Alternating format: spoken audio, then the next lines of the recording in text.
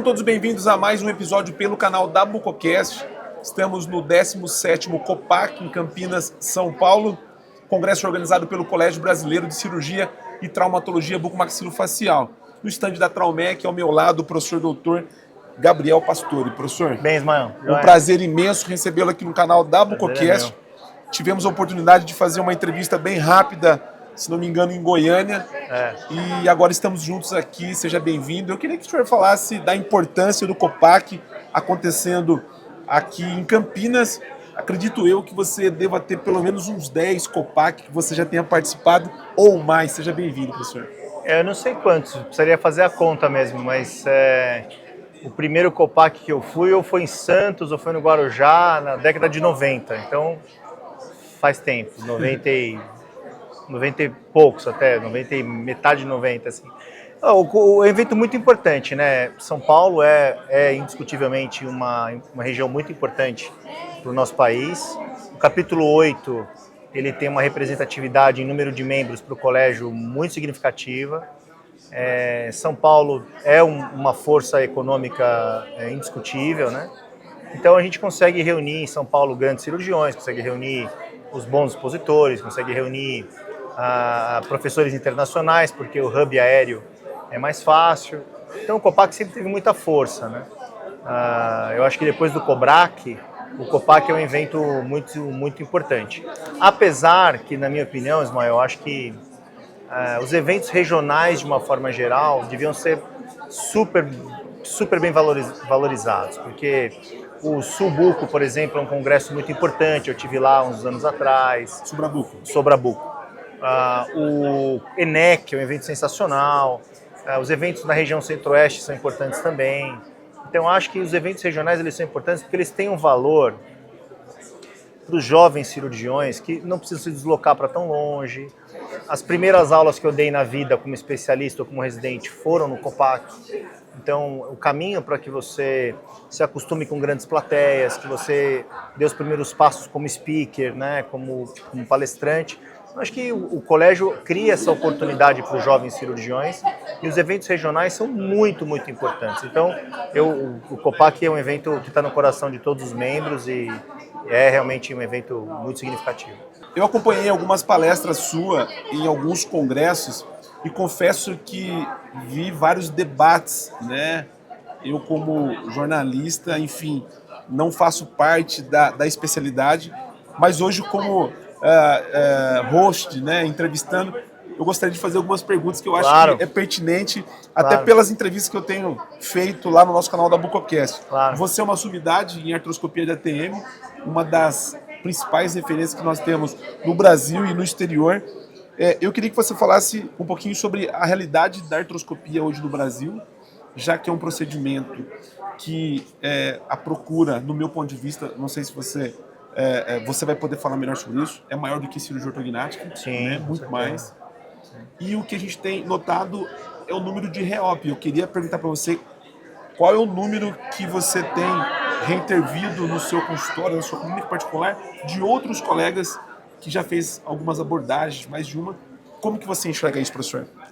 O doente, o paciente que tem disfunção de ATM é muito mais numeroso do que o paciente que tem deformidade dentofacial. Então, o número de pessoas no Brasil, em qualquer lugar, que precisam de tratamento para ATM é obviamente maior do que o número de pacientes que precisam de cirurgia ortognática. Então, isso já deixa o tipo de procedimento mais procurado, né, pelos pacientes. A artroscopia de ATM é um procedimento relativamente novo para a especialidade. A gente teve alguns pioneiros no Brasil que fizeram isso na década de 80, 90, né? São colegas que militam até hoje na especialidade. Um deles é um amigo muito querido, que é o Acef. Mas a artroscopia, como a gente conhece hoje, a artroscopia não é moderna, mas essa que a gente faz hoje em dia, ela vem já de uma explosão aí de meados dos anos 10. Então, 2012, 13, 14... a gente começou a fazer mais. Então é muito recente, né? Se a gente pensar dessa maneira, a gente tem o quê? 10 anos que a gente faz a artroscopia dessa forma. E realmente é um pouco mais difícil, porque o dentista não está acostumado a trabalhar em divisão indireta, olhando para a tela. A gente não faz, por exemplo, fibroscopia, que nem o otorrino faz. A gente não usa a ótica para fazer diagnóstico. Então não é natural para a gente trabalhar com vídeo, né? Então até você criar esse caminho do treinamento entre o diagnóstico, indicar a cirurgia bem indicada e chegar no tratamento e ser eficiente naquele procedimento, tem um trabalho de treinamento e de criação de destreza que é importante. Não acho que seja uma cirurgia mais difícil que tirar um dente do siso. Todo mundo, quando foi fazer o siso no começo, sofria para fazer o siso. E a artroscopia é da mesma coisa. Se você vai fazendo múltiplas vezes, você vai criando habilidade, você vai aprendendo a fazer. O problema é que quando você tem junta tudo isso, número grande de procedimentos, um procedimento difícil, num paciente que é crônico, né?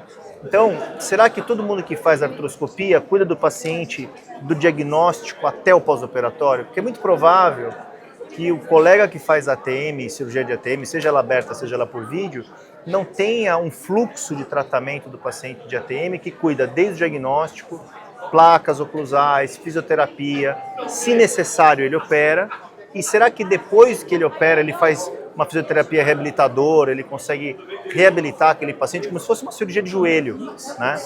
E aí você tem uma cirurgia que pode até ter sido bem feita, mas o resultado ele cai um pouquinho porque o pós-operatório não foi bem adequado. Então você começa a ter a recidiva. Né, depende do paciente a cirurgia também. Depende muito do paciente, depende dessa dedicação dele na reabilitação, mas você começa a ter recidiva porque você não fez um pós-operatório caprichado. E aí o paciente volta no consultório com dor, volta no consultório com limitação e a gente acaba tendo que operar outra vez. Mas foi um consenso, por exemplo, num simpósio aqui do COPAC, que é melhor fazer 2, 3 artroscopias do que fazer uma cirurgia aberta, por exemplo. Apesar de eu ser um fã incondicional da discopexia, como o Dr. Larry Wolfer propaga, por exemplo, o Pita faz muito bem, o Aloysio, o Betinho, eu acho que a artroscopia é uma ferramenta, entendeu? Não é um santo graal que você faz e está tudo resolvido.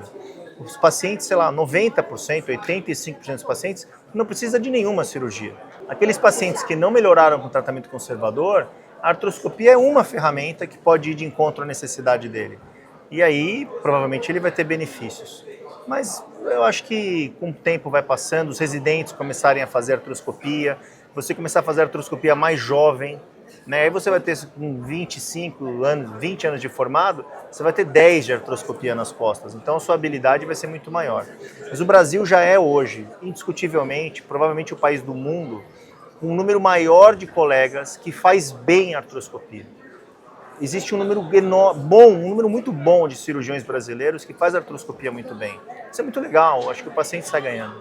Essas reintervenções que muitas das vezes é necessário fazer, faz parte do tipo do tratamento, porque às vezes o paciente pode fazer e não conseguir o resultado adequado. Como que você vê essa questão? Que eu acho que às vezes o colega faz, por exemplo, uma artroscopia de lise e lavagem, ele talvez não consiga suturar aquele disco, ele faz um procedimento mais simples, tem resultado, mas a longevidade do resultado é menor. E aí alguns anos depois, ou meses depois, o paciente volta a apresentar problema e aí ele pode voltar a ter uma indicação de procedimento de novo. Você sabe que essa coisa de reoperar, ele tem um sentido meio pejorativo na nossa especialidade que não devia ter. Porque às vezes na cirurgia plástica, como um cara fez uma cirurgia plástica lá, uma dermolipectomia, fez uma cirurgia de mama, e ele ocasionalmente tem que fazer um retoque, tem que operar de novo, fazer algum ajuste. Mas na nossa especialidade, operar um paciente mais de uma vez é quase como se fosse um crime, sabe? E, às vezes não é isso. A doença de ATM ela é muito crônica. Não é fácil o paciente ficar bom uma vez só, né? A indicação tem que ser muito boa, o colega que vai fazer aquilo tem que ter muita habilidade para fazer aquele procedimento, né? Então acho que aos poucos a gente vai encaixando a indicação correta, com a habilidade do treinamento da especialidade que vem melhorando. Eu acho que muito rapidamente a gente vai ter melhores resultados. Você forma aluno não só no Brasil, mas no exterior também.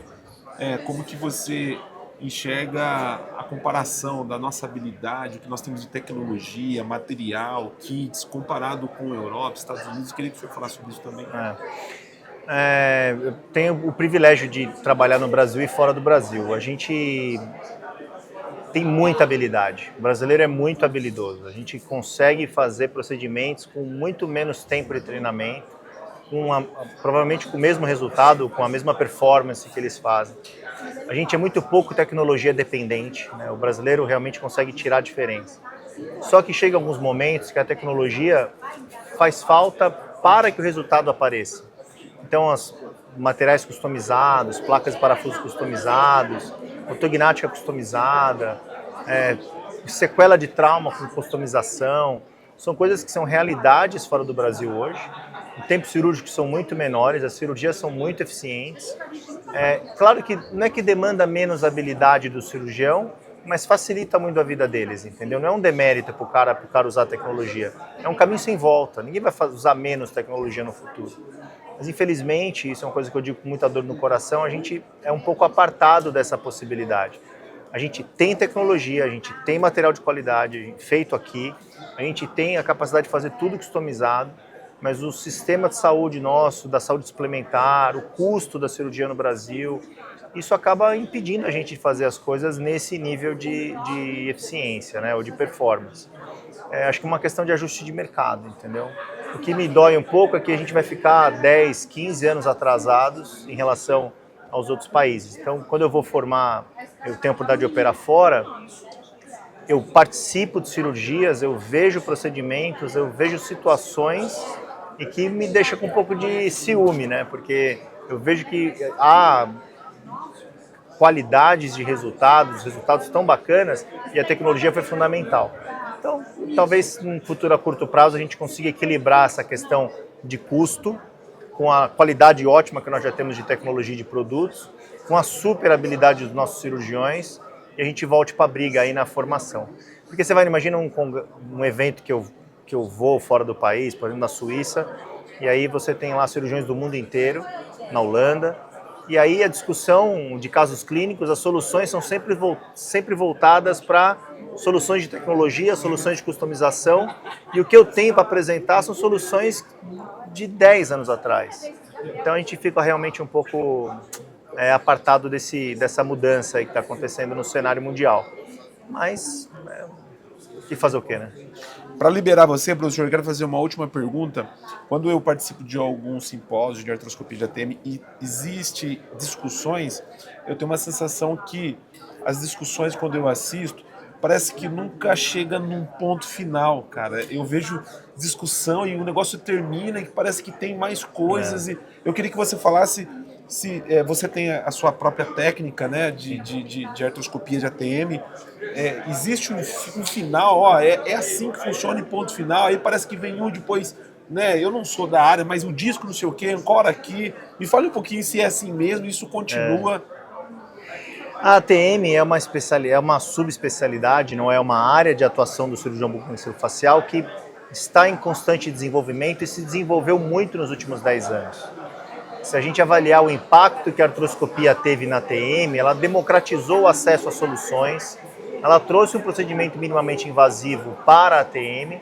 Então, se você conseguisse voltar lá atrás e olhar com um outro prisma, você veria que foi, por exemplo, os alinhadores invisíveis para a ortodontia, o fluxo digital para a prótese, a minimamente invasiva para a ortognática. Então, ela realmente trouxe luz do tratamento da ATM, do ponto de vista de atenção, né, para isso.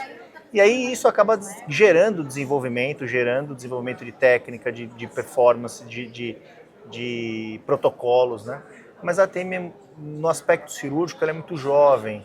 A gente tinha, no passado, as pessoas seguiam filosofias de determinados professores, mas não existia um consenso na literatura. É difícil para a gente basear os nossos protocolos sem consenso de literatura científica, né? Agora, com um volume de trabalhos publicados muito maiores, trabalhos do mundo todo, inclusive nossos brasileiros, cirurgiões, como eu falei, muito bons que temos aqui, a gente está começando a ter protocolos mais eficientes, entendeu? Então, a tua sensação é verdadeira, mas é porque ainda é uma subespecialidade que está em desenvolvimento. Os protocolos estão em desenvolvimento, a gente ainda está descobrindo. Imagina o seguinte, eu operei uma artroscopia há 10 anos atrás. Agora eu estou vendo os resultados depois de 5, 6, 7, 8, 10 anos. A ortognática eu já conheço os resultados depois de 30 anos. Então a gente já sabe o que dá certo, o que dá errado, o que fica melhor, o que fica pior. Para cada paciente uma abordagem diferente, né? A gente não pode falar que a artroscopia é tudo que se faz por vídeo. Artroscopia é só a abordagem que a gente faz, mas a tarefa que o cirurgião executa dentro da TM, ela tem várias nuances. Então eu posso fazer desde só uma lise lavagem com uma viscosuplementação até sutura de ruptura de disco, até eminectomia. Tem um colega na Espanha que faz eminectomia por vídeo, né? Então, remoção de condromatose, várias tarefas que a gente pode executar. Então, eu acho que a gente está construindo um consenso. No simpósio de ontem, que a gente falou bastante de ATM, foi muito bacana, a gente construiu alguns consensos sobre ficar ou não ficar com o disco, remover ou não remover o disco, cirurgias abertas da ATM são positivas ou negativas, o quanto a artroscopia pode ser empregada no início do tratamento ou não. Então, a gente tem que conversar para buscar o melhor benefício para os pacientes. Professor, muitíssimo obrigado pela sua participação aqui no nosso canal da Bucocast. Confesso que gostaria de fazer aqui ainda várias perguntas, cirurgia ortognática, minimamente invasiva. Eu sei que você navega em algumas áreas também, mas fica aqui o nosso convite para a gente ir para o estúdio, lá da Bucocast, em São Paulo, na Vila Leopoldina, onde a professora Patrícia já esteve lá. E aí sim nós vamos preparar uma pauta e vai ser um prazer a gente discorrer um pouco mais. Combinado. Valeu, foi um prazer. Obrigado, Ismael. Você que nos assistiu pelo canal da Bucocast, nosso muito obrigado e até o próximo episódio.